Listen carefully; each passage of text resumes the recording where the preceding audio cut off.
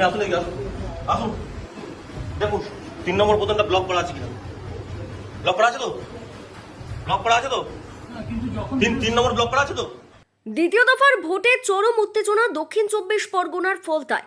বিজেপিকে আটকাতে কি তবে বিরাট চাল দেওয়া হলো?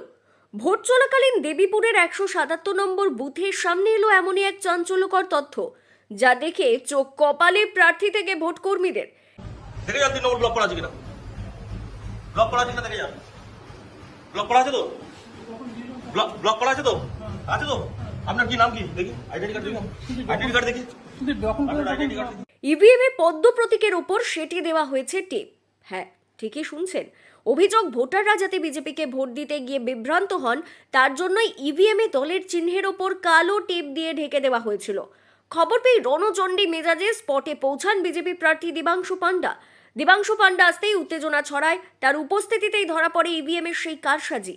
ইভিএমটা দেখুন, ইভিএমটা বোতাম বন্ধ, বোতাম বন্ধ, বিজেপি বোতাম বন্ধ, ইলেকট্রাল কেউ বলেন, ইলেকট্রাল কেউ বলেন বন্ধ।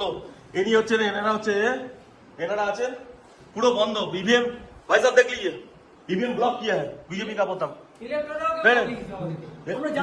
पूरा बंद है।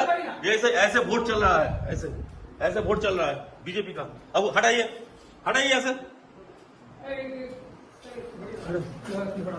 সাসপেন্ড করে ছেড়ে দেবো, সাসপেন্ড করে সব কটাকে সাসপেন্ড করবো একদম, সব কটাকে সাসপেন্ড করবো একদম, সাসপেন্ড করবো সব কটাকে সাসপেন্ড করবো, কোনো ইলেকট্রাল কিছু বলেন সব কটাকে সাসপেন্ড করবো। বসে এই করছেন, সব কটাকে সাসপেন্ড করবো একদম, সব কটাকে এড়িয়ে যাচ্ছি আমি, সব কটাকে সাসপেন্ড করবো সব কটা। আর তুই ভাই কে আছো তুমি এখানে কি করছো?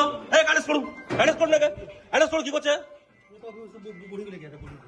বিজেপির দাবি, পরিকল্পিতভাবে ভোটারদের অধিকার কেড়ে নেওয়ার চেষ্টা করা হয়েছে। দুটো জায়গায় গেছিলাম আমরা, দুটো বুথে খবর পেয়ে, এবং দেখলাম যে বিজেপি বোতামের ওপরে একটা পিচবোর্ড টাইপের ছোট মতো মেরে দিয়েছে, এবং যাতে কেউ ভোট দিতে না পারে। আর এই রকম চলছে প্রায় বিভিন্ন জায়গায়, দেবীপুরে 14-15টা, মল্লিকপুর, বিভিন্ন জায়গায় চলছে। বুথের বাইরে শুরু হয় বিক্ষোভ। বিজেপি কর্মী সমর্থকরা চিৎকার চেঁচামেচি শুরু করেন। নির্বাচন কমিশনের কাছে অভিযোগ দায়ের করেছে বিজেপি, কিন্তু প্রশ্ন উঠছে, সিসিটিভি আর কেন্দ্রীয় বাহিনীর নজরদারি এড়িয়ে ইভিএমে টেপ লাগালো কে?